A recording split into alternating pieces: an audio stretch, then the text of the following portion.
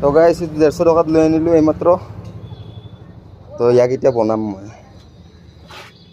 চাব পাৰে ডাঙৰ আছে গাড়ীখন, মটৰ চটৰবোৰ, কাৰণ চাউণ্ড ছিষ্টেমো আছে ইয়াতে চাব পাৰে।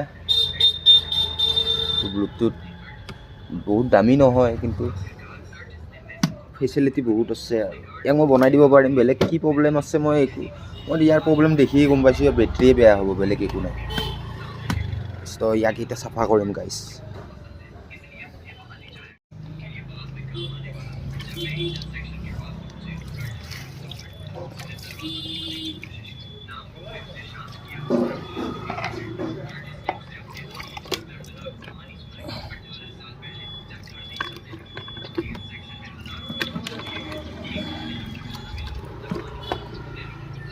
তো গাইছ ইয়াৰ প্ৰব্লেম ধৰাত পৰা গ'ল।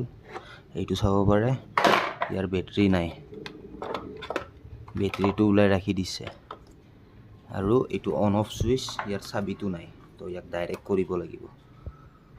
ডাইৰেক্ট কৰাৰ পাছত তাকো এইবোৰ বস্তু প্ৰপাৰ চলে নে নাই সেইটো চাব লাগিব। ইয়াতে মই কোনটো বেটৰী ইউজ কৰিম আপোনালোক দেখাই আছোঁ। এইটো বেটৰী ইউজ কৰিম, 12 ভল্ট বনোৱা আছে। এইটো বেটৰী ইউজ কৰিলে প্ৰপাৰ চলিব ই, আৰু আগতকৈ বেছি ভাল হ'ব, আগতকৈ বেছি তাগৰা হ'ব। তো গাইছ এইটো ইগনিশ্যন সেই কিটো নাই, মই এইটো ইয়াক ডাইৰেক্ট কৰিম ইয়াৰ পৰা। আৰু কানেকশ্যন এতিয়া বুজাই দিওঁ আপোনালোকক। এইটো বেটৰী লাগিব ইয়াতে 12 ভল্ট, এইটো প্লাছ মাইনাছ, আৰু এইটো চাৰ্জিং ৱায়াৰ ইপিনেৰে গৈছে।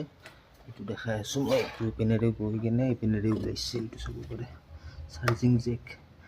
তো এইটো জেকো মোৰ লগত নাই, তো ইয়াকো মই ইয়াৰ পৰা ডাইৰেক্ট কৰিম এতিয়া। তাৰপিছত চলে নে নাই চাই আছোঁ। তো গাইছ বেটৰী কানেকশ্যন দিছোঁ চাব পাৰে। হয়তো বেটৰীটোত চাৰ্জ নাই মোৰ, সেইটো কাৰণে এনেকৈ ব্লিংক কৰি আছে। এইটো চাব পাৰে।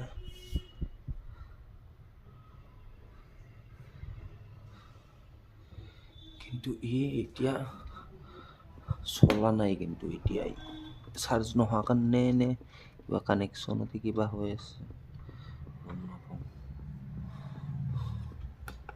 একো চাউণ্ডো অহা নাই।